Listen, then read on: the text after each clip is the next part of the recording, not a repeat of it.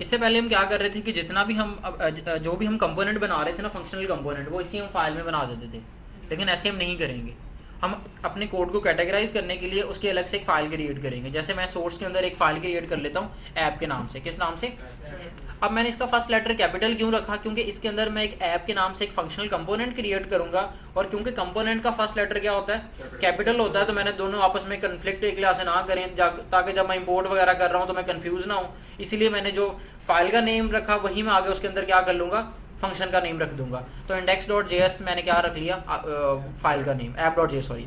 और इसके अंदर एक मैंने फंक्शन क्रिएट किया, उसका भी नाम मैंने क्या रख दिया? ऐप ही। और इसको लास्ट पे क्या कर दिया? एक्सपोर्ट डिफॉल्ट, आगे इसका नाम एक्सपोर्ट डिफॉल्ट ऐप। ये नहीं, इस कंपोनेंट को यहाँ पे क्रिएट करने के बाद मैंने इस फाइल में से क्या कर दिया? एक्सपोर्ट भी। अच्छा, मैं इसमें ना दो, मैं इस तरह से भी कर सकता हूँ, और या फिर मैं क्या कर सकता हूँ, इसको एक्सपोर्ट डिफॉल्ट जो है ना, ऐसे इसके नाम से पहले भी लगा सकता हूँ। बात समझ रहे हैं? तो बात तो वही है कि मतलब एक है, ऊपर मैंने फंक्शन को डिफाइन करके नीचे से एक्सपोर्ट कर दिया, या फिर उधर ही साथ मैंने एक्सपोर्ट डिफॉल्ट और उसके आगे सारी फंक्शन की स्टेटमेंट लिख दी। तो इन दोनों से कोई फर्क नहीं पड़ेगा। जैसे वेरिएबल ही एक क्लास है, हम इधर उधर कर रहे हैं तो फर्क नहीं पड़ेगा। लेकिन मैं कर सकते हैं, लेकिन डिफॉल्ट पे एक ही होगा। डिफॉल्ट में मल्टीपल फंक्शन एक्सपोर्ट नहीं हो सकते। लेट्स सपोज यहाँ पे एक और मैं फंक्शन बनाता हूँ, एक ऐप के नाम से फंक्शन है, एक मैंने बटन के नाम से बना लिया। किस नाम से? अब मैं इसको भी एक्सपोर्ट डिफॉल्ट अगर करूँ, ये देखें साथ ही एरर आ गया, मुझे एरर आ गया। क्यों? यहाँ पे इस पे अगर मैं होवर वगैरह करूँ तो कुछ ना कुछ मुझे बताएगा। Module can not have multiple default export. कहता है कि मल्टीपल नहीं डिफॉल्ट एक्सपोर्ट हो सकते, सिंगल डिफॉल्ट एक्सपोर्ट होगा। इसका क्या सॉल्यूशन है? तो बटन के लिए एक रहता फाइल में नहीं, अगर यहाँ से मल्टीपल इधर इस फाइल में करनी है तो यहाँ पे एक्सपोर्ट, आगे आप एक पूरा ऑब्जेक्ट बना दें, उसके अंदर उन सभी के नाम लिख दें। जैसे ऐप, दूसरे नंबर पे कौन सा है? बटन। अब मैं एक्सपोर्ट यहाँ से क्या कर रहा हूँ? एक मैं ऑब्जेक्ट, तो जहाँ पे इसको मैं इंपोर्ट करूंगा वहां पे मैं क्या कर लूंगा? D structure. मैं यहाँ से किस चीज को एक्सपोर्ट कर रहा हूँ?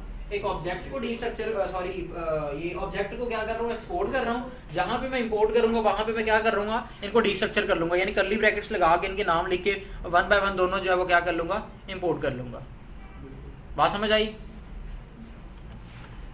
अच्छा, जब मैंने एक्सपोर्ट किया हुआ तो साथ में मैं at the same time export और एक्सपोर्ट डिफॉल्ट दोनों ही कर सकता हूँ। अगर मैंने इनमें से किसी कंपोनेंट का नाम मेंशन ना किया तो फिर जो डिफॉल्ट पे एक्सपोर्ट हो रहा है ना, वो क्या हो जाएगा? इंपोर्ट हो जाएगा। लेकिन अगर मैंने किसी का नाम मेंशन कर दिया, लेट्स सपोज ऐप या फिर बटन, तो फिर स्पेसिफिकली वही जो कंपोनेंट क्या होगा? इंपोर्ट होगा। समझ रहे हैं कि नहीं समझ रहे? कि मैंने यहाँ पे एक और एक, लेट्स सपोज एक मैंने बटन है, एक मैंने एक और बनाया इनपुट के नाम से कंपोनेंट। किस नाम से?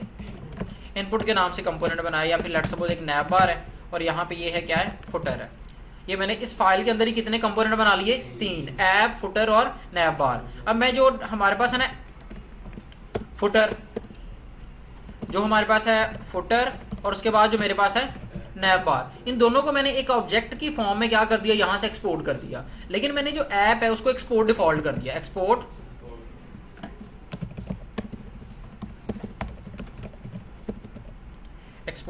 Default app. अब जब मैं इस फाइल को इंपोर्ट करूंगा, आगे वो भी करके दिखाता हूँ। यहां से मैं फिलहाल के लिए सिर्फ एक रिटर्न कर रहा हूँ h1, इसमें लिख दिया ऐप। फुटर में क्या लिख देते हैं? सिंपली बस फुटर, और यहां पे मैं लिख देता हूँ नैप बार, ताकि जब कंपोनेंट्स कॉल हो तो मुझे पता तो चले ना कि ये वाला कंपोनेंट कॉल हो रहा है। समझ रहे? नैप बार, ये 3 मैंने कंपोनेंट्स यहां से क्या कर दिए? क्रिएट करके तीनों को क्या कर दिया? एक्सपोर्ट कर दिया। लेकिन यहाँ पे डिफरेंस ये है कि ऐप वाले कंपोनेंट को मैंने डिफॉल्ट पे एक्सपोर्ट किया है, और जो मेरे पास फुटर और नैप बार उनको मैंने ऑब्जेक्ट के जरिए यहाँ से एक्सपोर्ट किया है। तो इंपोर्ट करने में क्या डिफरेंस आएगा? अगर मैंने सिंपली सिर्फ ऐप को कॉल किया, इंपोर्ट ऐप फ्रॉम फाइल का नाम ./ऐप। अच्छा, दोनों फाइलों की एक्सटेंशन सेम है, यानी जो जिस फाइल से मैं कोड एक्सपोर्ट कर रहा हूं और जहां पे क्या कर रहा हूं? इंपोर्ट कर रहा हूं, दोनों की फाइलें क्या हैं? दोनों के एक्सटेंशंस क्या हैं? सेम है। तो ये मतलब सॉफ्टवेयर इंडस्ट्री में रूल होता है कि फिर हम उनकी एक्सटेंशन मेंशन नहीं करते। ठीक है, तो यहाँ पे मैं मेंशन वैसे कर भी सकता हूं, लेकिन ना भी करूं तो ठीक है।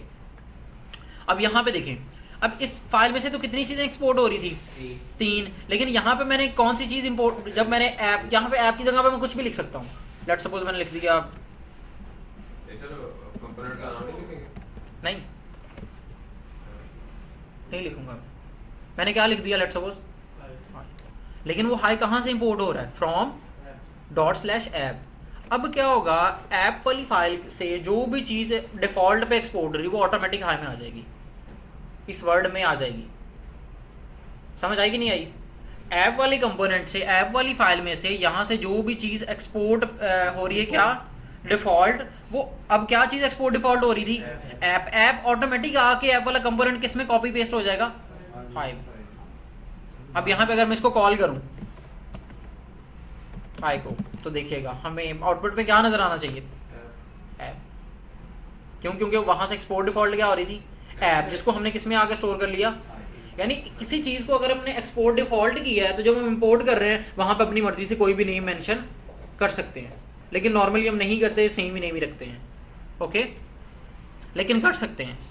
तो अगर कहीं पे इस तरह से हो रहा तो आपने कंफ्यूज नहीं होना। अच्छा, यहाँ पे मैंने क्या कर लिया, यहाँ पे ऐप ही रख लिया, तो अब क्या करना पड़ेगा, यहाँ पे मुझे ऐप को कॉल करना पड़ेगा, तो स्टिल जो है वो आउटपुट देखें सेम है। अच्छा, अब मुझे क्या करना है, साथ फुटर और नैबर भी इंपोर्ट हो रहे थे, और सॉरी एक्सपोर्ट हो रहे थे, उनको भी क्या करना है मुझे यहाँ पे इंपोर्ट करना है। तो उनको मैं ऐसे नहीं कर सकता। अब ये यहाँ पे मैं जो मर्जी, यहाँ पे आपने ये चीज़ नोट कर ली कि यहाँ पे ऐप की जगह मैं जो मर्जी नाम लिख दूँ, क्या चीज़ इंपोर्ट होनी है, ऐप ही इंपोर्ट होना है। यहाँ पे हाई लिख दूँ, जो मर्जी लिख दूँ, यहाँ पे ऑटोमेटिक ऐप ही, क्योंकि वो वहाँ से एक्सपोर्ट डिफॉल्ट हो रहा है ऐप वाला कंपोनेंट। लेकिन वहाँ से मुझे अब क्या चाहिए, फुटर चाहिए। तो फुटर किसके अंदर एक्सपोर्ट हो रहा है, एक ऑब्जेक्ट के अंदर। किसके अंदर, ऑब्जेक्ट के अंदर। तो यहाँ पे उन फुटर में से उस ऑब्जेक्ट का किसी कंपोनेंट को मैं इंपोर्ट करने के लिए यहाँ पे क्या लगाऊंगा, एक कर्ली ब्रैकेट्स के अंदर क्या करूंगा, उस ऑब्जेक्ट को यहाँ पे क्या कर लूंगा, डी स्ट्रक्चर।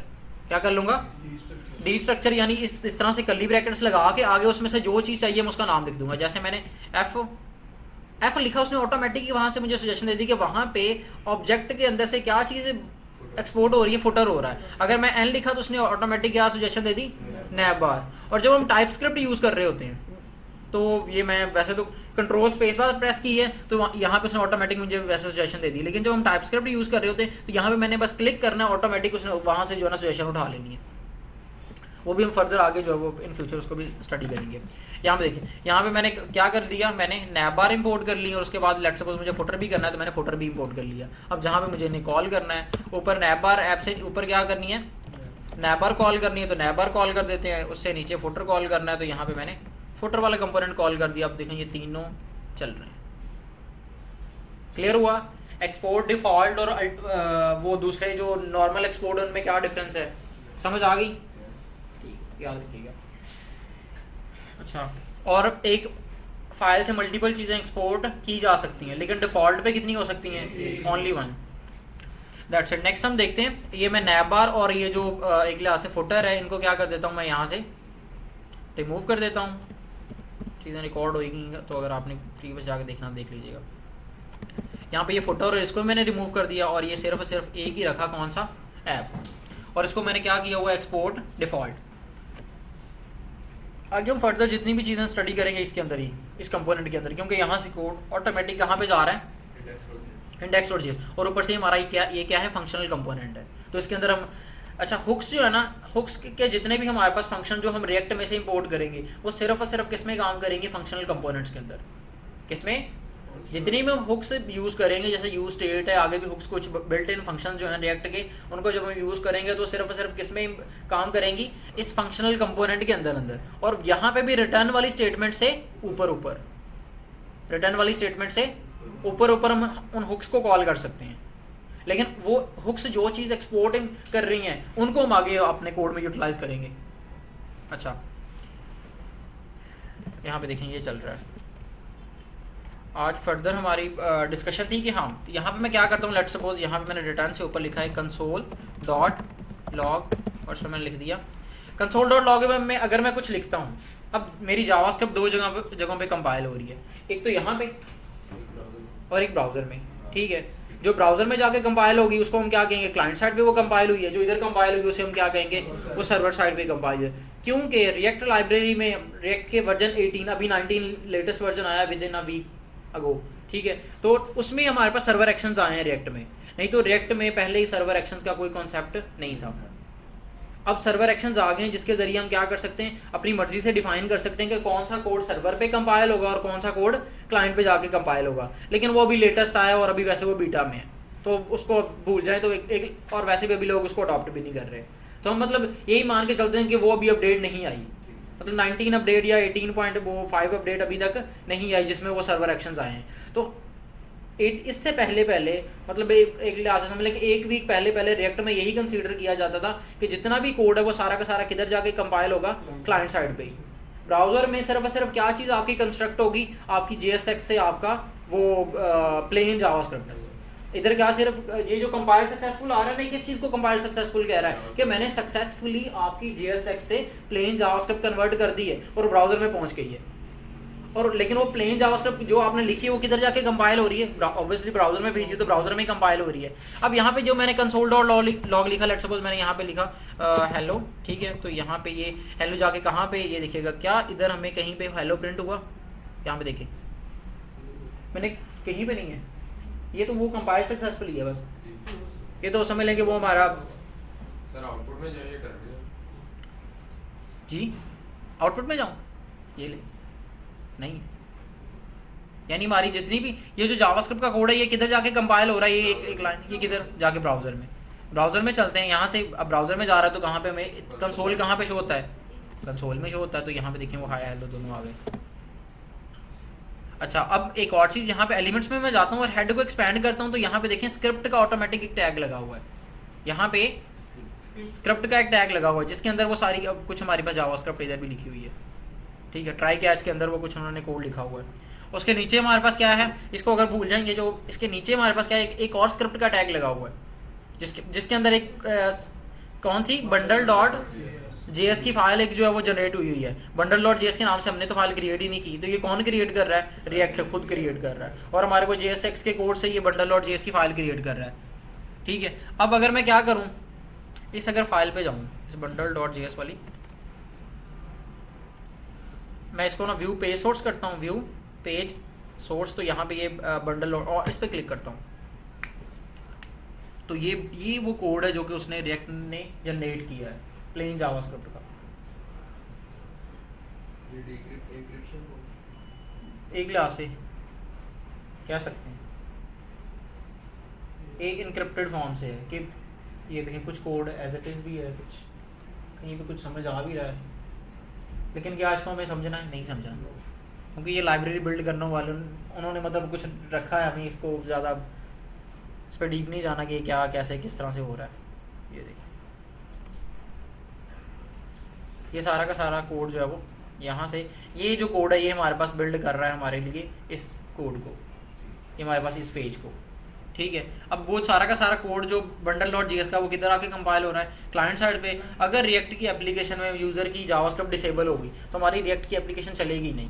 क्यों नहीं चलेगी, क्योंकि सब कुछ तो किधर आके कंपाइल हो रहा है, क्लाइंट साइड पे। अच्छा, ये जो मैंने कंसोल किया तो इससे भी समझ आ गई कि ये अगर ये ब्राउजर में जा रहा है, इट मीन सारी की सारी जावास्क्रिप्ट की किधर जा रही है, ब्राउजर में ही जा रही है। अच्छा, यहाँ पे एक और चीज़ हम डिस्कस करते हैं। लेट्स सपोज मैं यहाँ पे एक वही काउंटर सी एप्लीकेशन बनाते हैं और उससे जो है ना कुछ मज़ीद चीज़ें जो डिस्कस करते हैं। अच्छा, एक मैंने हुक को यूज़ करना है, कौन सी है, यूज़ स्टेट, तो वो कहाँ से, यहाँ पे भी देखें वो किस तरह से इंपोर्ट हुई है, एक ऑब्जेक्ट डी स्ट्रक्चर हुआ है, ओके।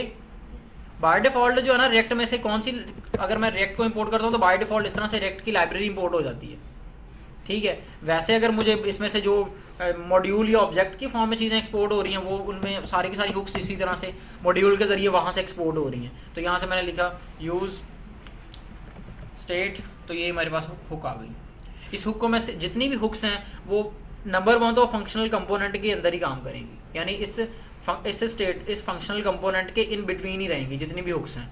नंबर 2 वो इस रिटर्न की स्टेटमेंट से ऊपर कॉल हो सकती हैं जितनी भी हुक्स यूज़ करेंगे इसकी। एक फर्स्ट हुक हम प्रीवियस क्लास में हमने स्टडी की थी, कौन सी, यूज़ स्टेट। ये हमें क्या चीज़ रिटर्न करती है, एक अरे।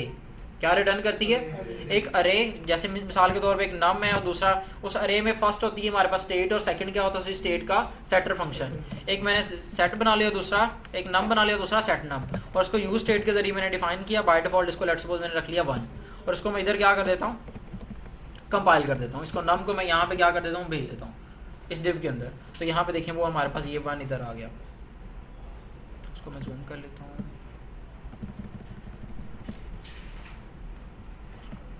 चलिए ये देखिए यहाँ पे ये वन हमारे पास इधर शो हो गया।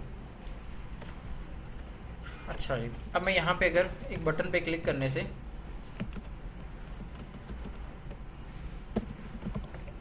एक मैंने बटन बनाया और इस बटन पे मैंने क्लिक करने से क्या करना है, लेट्स सपोज ऑन क्लिक, जब क्लिक होगा तो ये आगे एक कॉल बैक फंक्शन रन होगा और ये सेट नम को क्या कर देगा, करंट वैल्यू में प्लस वन करके किस में भेज देगा, सेट नम में। तो सेट नम ऑटोमेटिक उसको नम में क्या करवा देगा, जहाँ जहाँ पे नम की वैल्यू यूज हो रही है उसको क्या करवा देगा, री एंटर करवा देगा। अब यहाँ पे सवाल ये है कि यहाँ पे मैं कंसोल डॉट लॉग इधर कर जाता हूँ। यहाँ पे मैं एक बार कंसोल डॉट लॉग कर जाता हूँ नम की वैल्यू को मैं क्या कर देता हूँ, कंसोल डॉट लॉग। अब जो हमने यहाँ पे चीज़ जिसको मेनली जिस पे फोकस करना है कि जब इस पर बटन पे क्लिक करूँगा तो क्या, अगर तो इस पे क्लिक करने से इधर भी आके वो नम की वैल्यू जो है वो प्रिंट हुई, मतलब अभी करंटली क्या है, वन से अगर मैं क्लिक करने से 2 इधर भी प्रिंट हुआ, इट मीन्स वो वापस किधर आ रहा है, वो जो मैंने मतलब उसको बटन पे क्लिक करने से वापस किधर आ रहा है, कोड की तरफ। अगर क्लिक करने से इधर कुछ भी ना परफॉर्म हुआ, इट मीन्स वो उधर जो बंडल डॉट जेएस थी उसी के जरिए वो क्या हो गई है, हमारा कोड रीबिल्ड हो गया है। यहाँ पे देखिएगा, यहाँ पे जैसे इसको मैं क्या करता हूँ प्लस, इधर आते हैं तो कुछ हुआ, इधर नहीं हुआ। जो बंडल डॉट जेएस की फाइल उधर गई थी उसी में वो सारा का सारा जनरेट हो। और एक और चीज़, यहाँ पे अगर मैं इस एप्लीकेशन को स्टॉप कर दूँ, अब यहाँ से तो लिंक ही खत्म हो गया, ये तो अब उधर लिसन ही नहीं कर रही। अगर इधर कोड वापस आ रहा होता, उसको प्लस करने से इधर वापस कंपाइलेशन, यहाँ से दोबारा सारा का सारा वो पेज रीबिल्ड हो रहा होता, किससे, मतलब यहाँ से रिक्वेस्ट आके हमारा पेज रीबिल्ड हो रहा होता। तो इसको स्टॉप करने से उधर अब प्लस नहीं होना चाहिए, या इंक्रीमेंट डिक्रीमेंट ये कुछ भी यानी स्टेट में चेंज नहीं होना चाहिए। लेकिन हम चेक करते हैं तो क्या ये हो रहा है, तो ये हो रहा है। हाँ जी, समझ आई कि एक्चुअल में वापस वो सारी की सारी कॉल नहीं जा रही, वहाँ पे जो स्टेट है उसी में क्या हो जाते हैं, बंडल डॉट जेएस की फाइल में जो जावास्क्रिप्ट का कोड है वही हमारे पेज को क्या कर देता है, रीबिल्ड कर देता है। ठीक है, कुछ लोग कहते हैं कि जी रिएक्ट की एप्लीकेशन में क्या होता है जी, हमारी वो बार बार री रेंडरिंग बहुत हो रही है, तो आप रोक सकते हैं। ठीक है, इस तरह से री रेंडरिंग, अब इसी में री रेंडरिंग नहीं हो रही, एक बार इधर आ गया हुक्स को अडॉप्ट करके। यानी इसमें तो सिर्फ क्या हो रहा है, हमारा कोड ही री रेंडर हो रहा है ना। और यहाँ पे देखिएगा मैंने क्या किया हुआ, मैंने नम की वैल्यू को कंसोल करवाया हुआ है। नम की वैल्यू को क्या करवाया हुआ है, अब कंसोल ब्राउजर में तो वैसे ही बंद हो, उधर तो मैंने टर्मिनल में तो वैसे ही स्टॉप कर दिया। तो अगर मैं इंस्पेक्ट में जाके, बस भैया रिफ्रेश ना हो जाए, इसको 100% करते हैं जो, और यहाँ पे मैं चलता हूँ कंसोल में, इस सारी को मैंने क्लीन किया,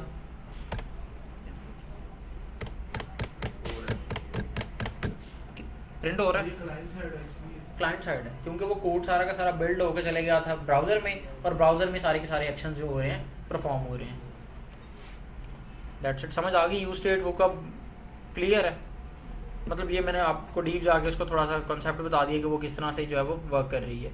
यानी बस वो एक सेटर फंक्शन है जो कि हमारे पास चले जाता है हमारे पास बंडल डॉट जेएस में, और बंडल डॉट जेएस के जरिए इस वैल्यू का लिंक बन जाता है उस फंक्शन के साथ। जब हम इसमें क्लिक करते हैं तो वो फंक्शन क्या करता है, हमारी इस वैल्यू को क्या कर देता है, अपडेट कर रहा होता है। इसमें जब उस वैल्यू में चेंज आता है तो इतने यूआई को पार्ट को एक लिहाज से मतलब दोबारा रीबिल्ड करता रहता है। उसमें मतलब दोबारा से एक लिहाज से कह लें कि दोबारा से इसके अंदर वो इनर एचटीएमएल को अपडेट करता रहता है, ये कह सकते हैं। सही है। यानी मैं अगर ये बताऊं, ये आपसे पूछूं कि अगर यही चीज़ अगर मैं प्लेन जावास्क्रिप्ट से करना चाहता तो क्या नहीं हो सकती थी? प्लस करने से बस एक इंक्रीमेंट ही तो करना था, तो एक मैं वेरिएबल बनाता जावास्क्रिप्ट में और उसको क्या करता, अपडेट करता, और उसको यहाँ पे क्या करता रहता, बस उसकी वैल्यू अपडेट करता रहता, बस मतलब इनर एचटीएमएल क्या करता रहता, अपडेट करता रहता। तो ये तो इसके जरिए भी हो सकता था, प्लेन जावास्क्रिप्ट उसके जरिए, लेकिन इसके जरिए भी मतलब बिहाइंड द सीन वही हो रहा है। क्लियर? यहाँ पे इसको मैंने क्या किया, वापस से एप्लीकेशन को कर लेते हैं स्टार्ट npm रन स्टार्ट। एक तो नेक्स्ट जेएस में ये डेव होता है तो उसमें रिएक्ट पे नहीं हम काम करते, रिएक्ट तो बहुत है, लेकिन बिहाइंड द सीन तो यही है ना, ये आएगी तो वो समझ आएगी।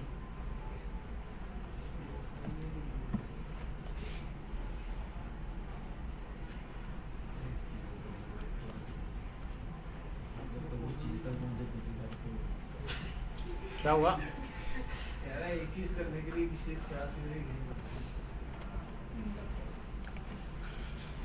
आज से ये सर मुश्किल चीज़ें नहीं है, बस एक लाइब्रेरी की वर्किंग है।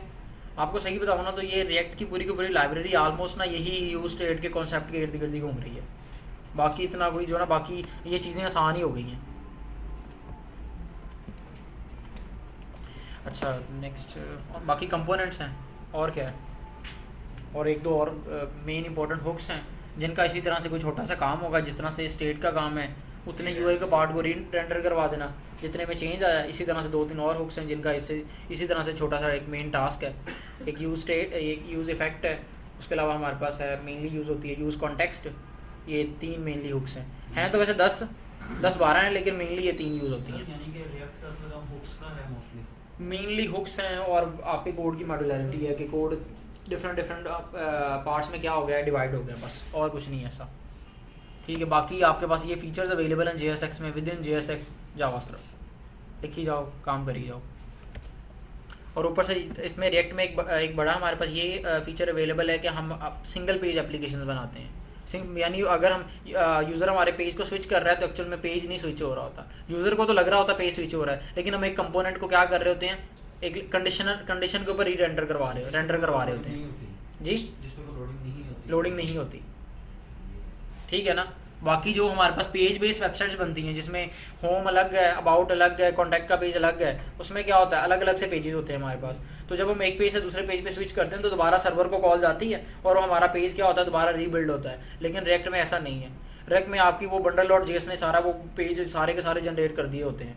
आपने जब अभी एक पेज से दूसरे पेज पे स्विच करना है तो सर्वर को वापस कॉल नहीं जानी, आपने स्विच करना है तो एक्चुअल में बस क्या होना है, एक कंडीशन के ऊपर एक कंपोनेंट की जगह दूसरा कंपोनेंट, यानी होम कंपोनेंट की जगह अबाउट कंपोनेंट आ जाएगा। तो यूज़र को लगेगा पेज नया आ गया, लेकिन एक्चुअल में पेज नहीं आया। नया होगा मतलब दोबारा सर्वर को कॉल जाके नया पेज नहीं रिक्वेस्ट हुआ होगा। अच्छा, तो नेक्स्ट हम आगे एक लाइब्रेरी के ज़रिए हम क्रिएट करेंगे अपनी इस एप्लीकेशन के ऊपर जो है वो ये एक क्लास है राउटिंग। क्या चीज़?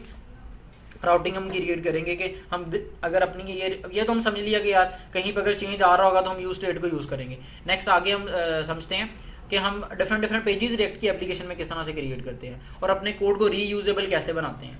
ये हम मेनली अब ये डिस्कस करते हैं। जी सर। हाँ जी, वो हो गई है। हो गई है, हाँ, विंडोज चल रही है, विंडोज सेम इन्वायरमेंट सारा कुछ, सही और वो है। फुल एक्टिवेटेड वर्जन है। एक्टिवेटेड है सर्वर, रीएक्टिवेट।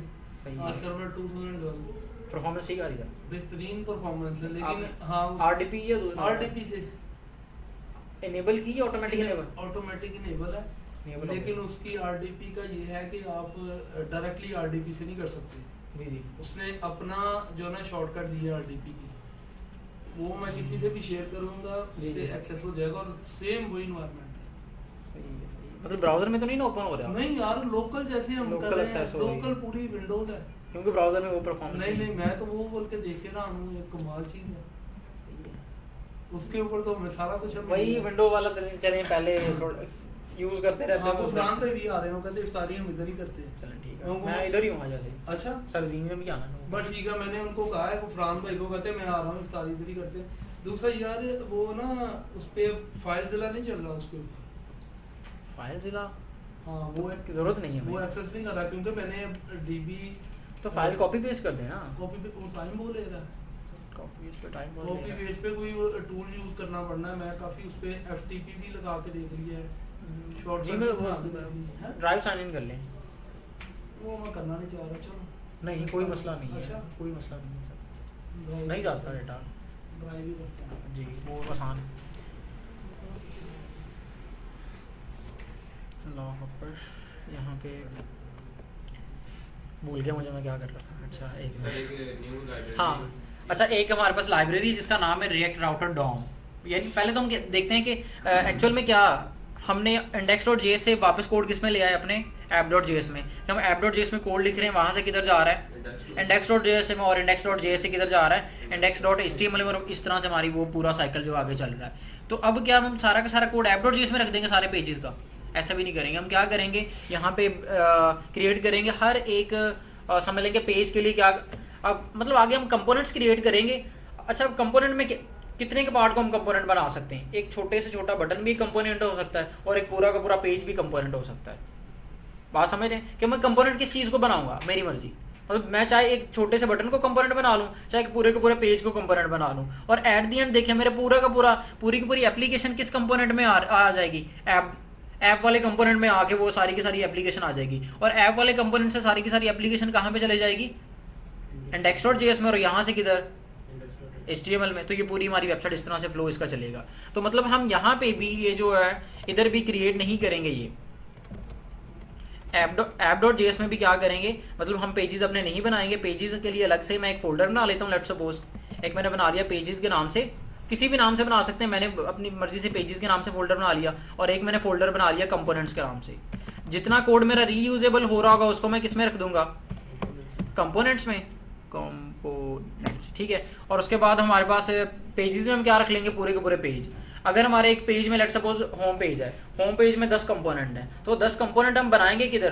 कंपोनेंट्स में। लेकिन वो कंपोनेंट्स इंपोर्ट किधर मैं कर लूंगा? उस पेज में। और पेज को किधर इंपोर्ट कर लूंगा? app.js में। और इस तरह से app.js वो पेज हमारे पास चले जाएगा, आगे वो फर्दर आगे मूव कर जाएगा। यहाँ पे एक मैंने कंपोनेंट बनाया, let's suppose navbar dot JS के अंदर, सॉरी index.html के अंदर आईडी के अंदर जाएगा सारा कोड, सभी उसी के अंदर जाएगा। इशू कोई भी नहीं है, उसमें चले जाता क्या। वैसे बॉडी में भी तो जा ही रहा है ना, बॉडी में हम क्या करें? Coming sir, coming. अच्छा सर जी, काम वैसे अभी नहीं करेंगे, हमको बता रहे हैं। नहीं मैंने करना नहीं है।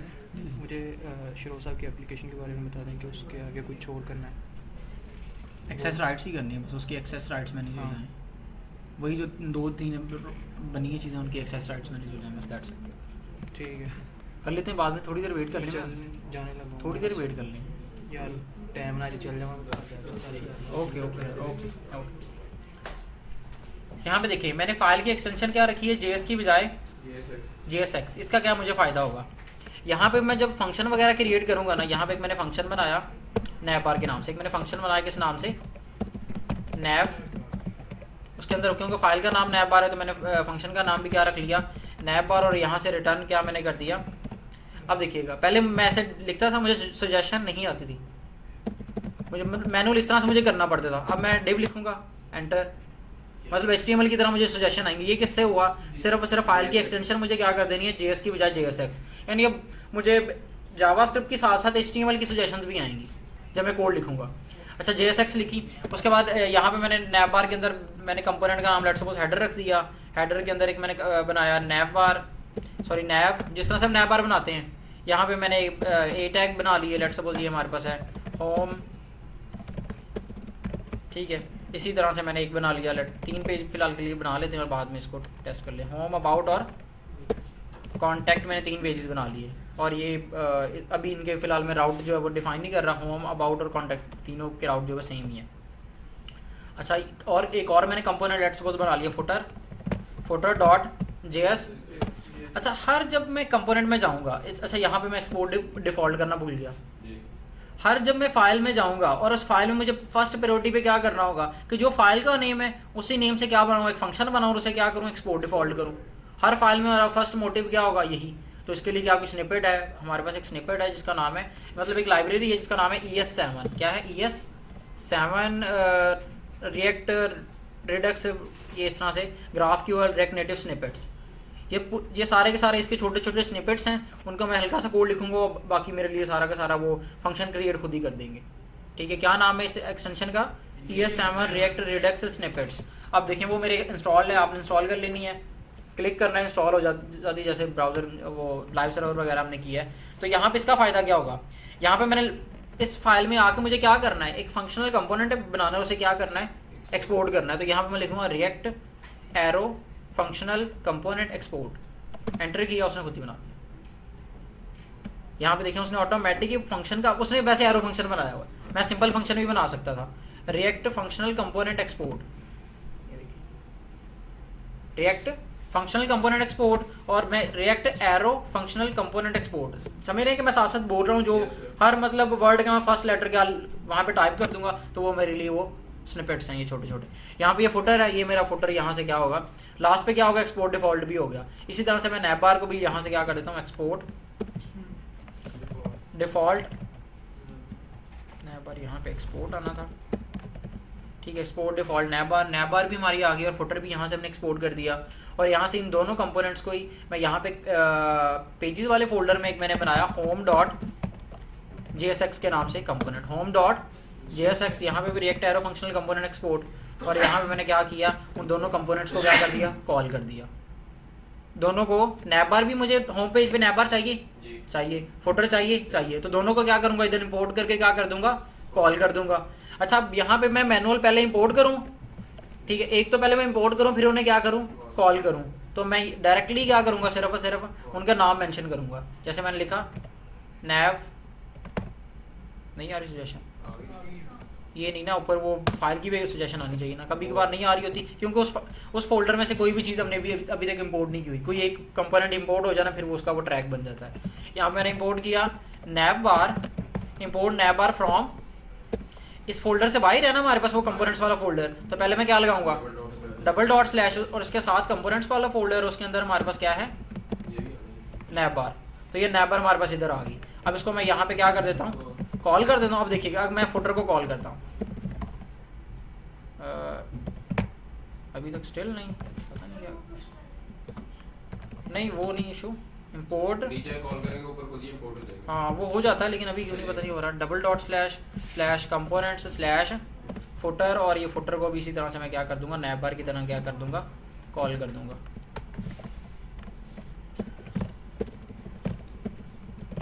यहाँ पे देखिएगा अब मैं जहाँ पे जाता हूँ तो यहाँ पे एक्चुअल में जो होम पेज है, नहीं होम पेज वाला कंपोनेंट्स को हमने इसके अंदर ऐप के अंदर क्या कॉल किया।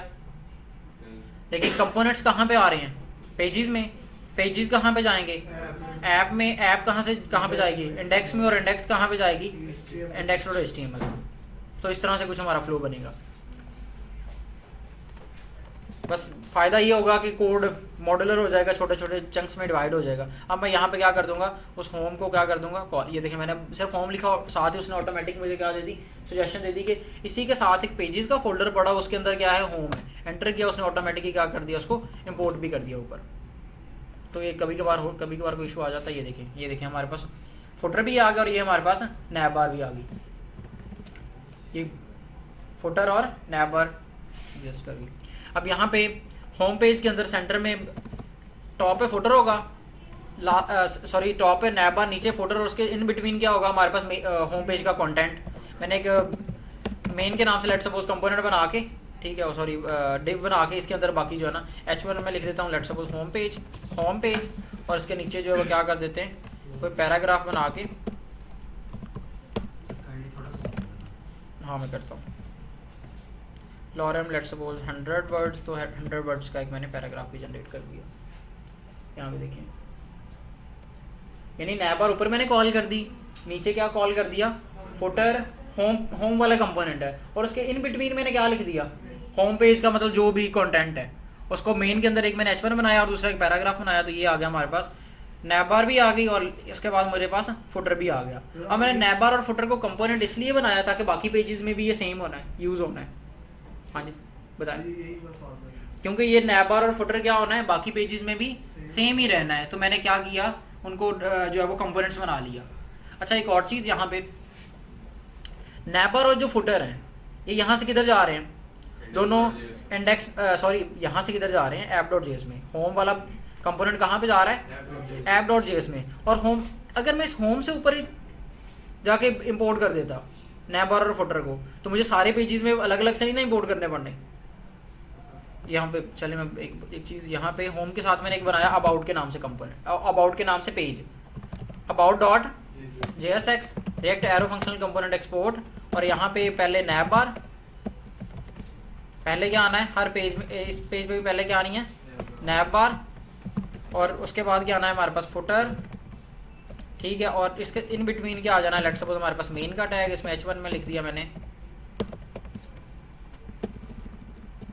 h1 में मैंने लिख दिया हमारे पास अबाउट पेज, और यहाँ पे पैराग्राफ में कुछ मैंने लॉरम 100 वर्ड्स का जो वो टेक्स्ट लिख दिया। तो यहाँ पे ये फिलहाल के लिए मैंने किस कंपोनेंट को सिर्फ ऐप में कॉल किया हुआ है, होम को, तो सिर्फ होम कॉल हो रहा है। लेकिन अगर मैं होम की बजाय नीचे किसको कॉल कर दूं साथ, अबाउट,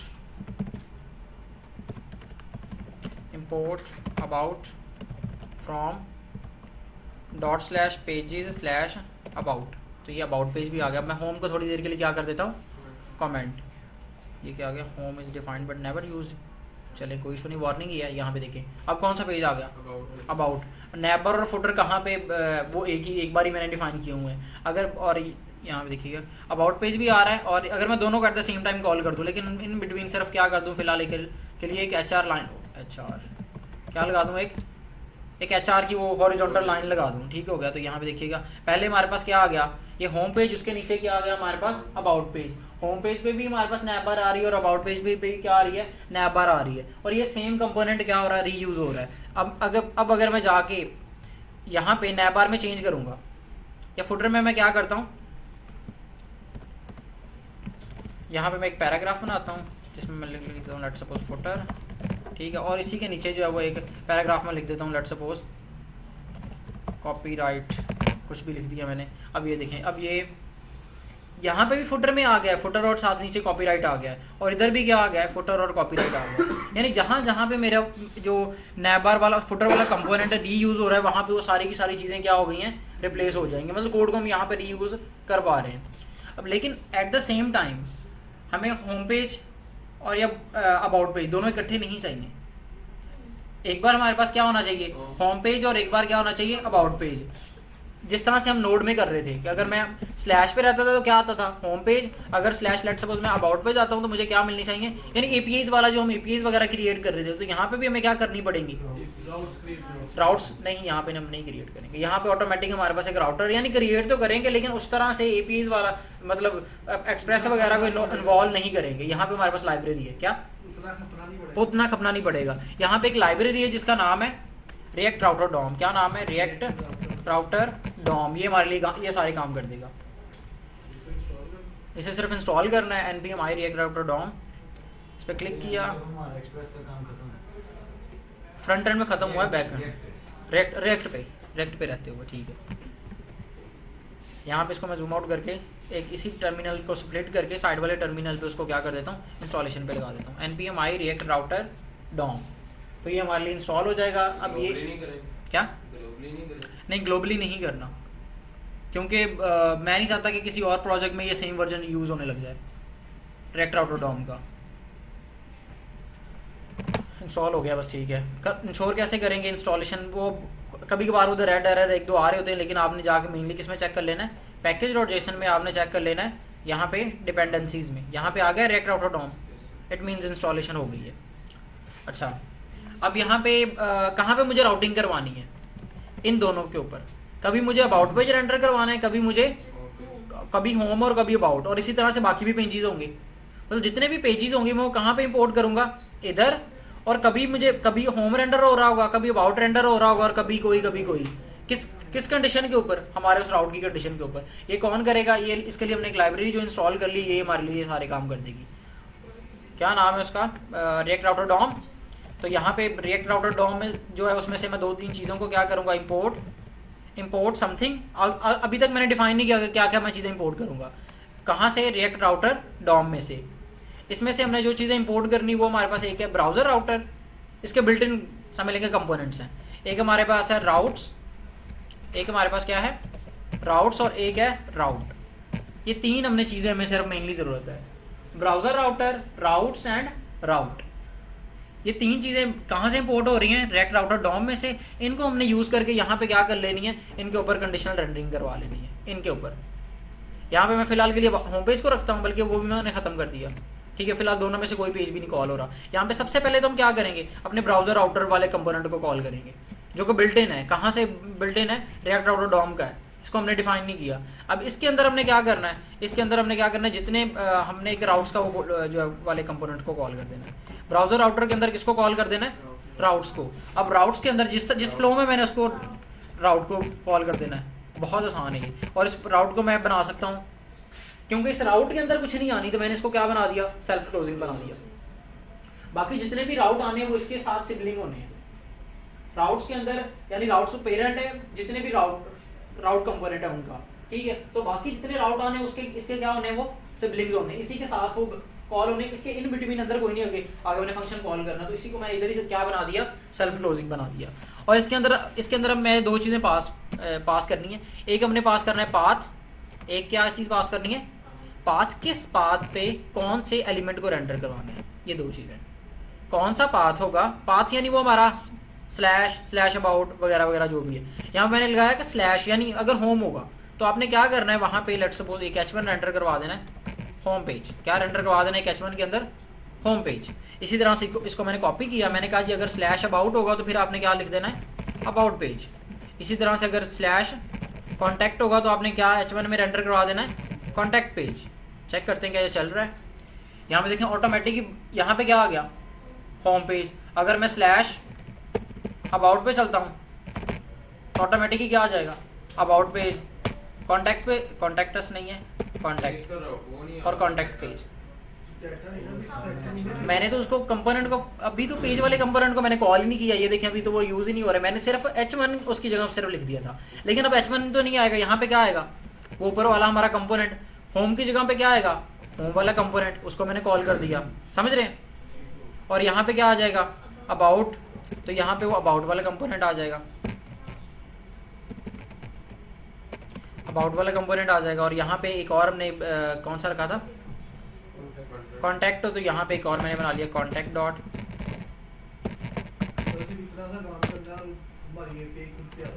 खुद ही तैयार होगी वाकई। कॉन्टैक्ट उधर से मैंने कॉपी पेस्ट कर दिया, जहाँ पे होम है वहां पे मैंने क्या कर दिया, कॉन्टैक्ट, कंट्रोल डी। तो ये हमारा क्या बन गया, ये कॉन्टैक्ट वाला पेज भी बन गया। इसको भी इधर मैंने क्या कर लेना है, कॉल कर लेना है,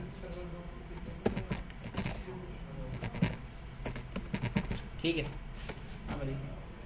होम की जगह होम कंपोनेंट, अबाउट की जगह अबाउट कंपोनेंट कॉल कर दिया, और कॉन्टैक्ट वाले राउट के ऊपर मैंने कॉन्टैक्ट वाला कंपोनेंट क्या कर दिया,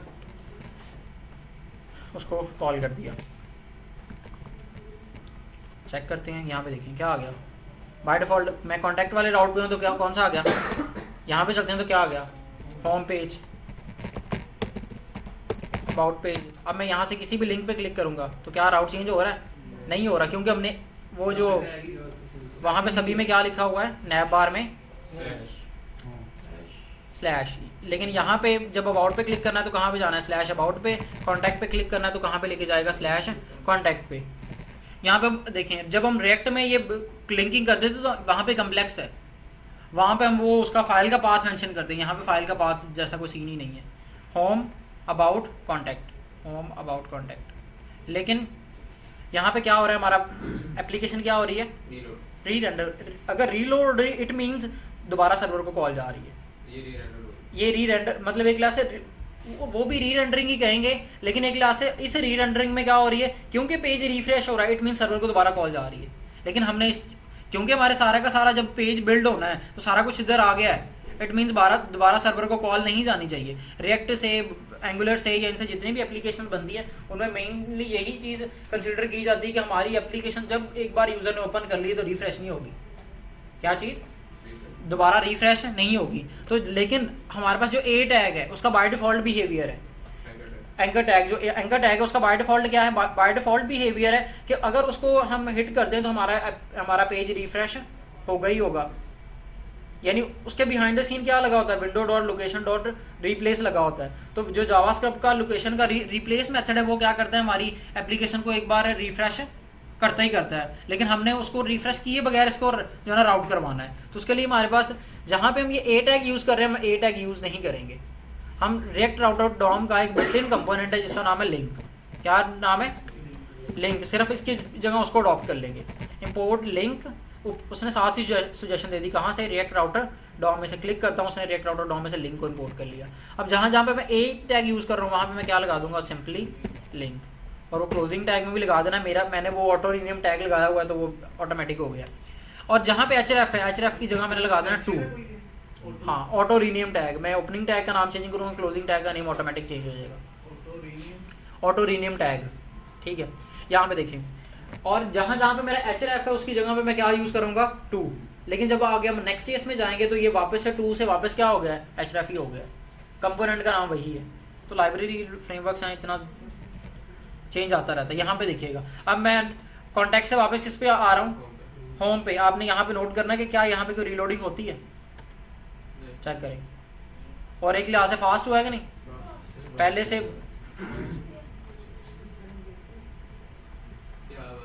स्विचिंग बस। अब यूजर को क्या लग रहा है कि पेज चेंज हो रहा है, लेकिन हालांकि पेज चेंज नहीं हो रहा। एक चीज जब कैश होगी तो वो कैश से ही वो वहां से कॉल हो जा रही है। ये था रेक राउटर डॉम, इतना ही है। और इसमें थोड़ी बहुत चीज़ें होती हैं।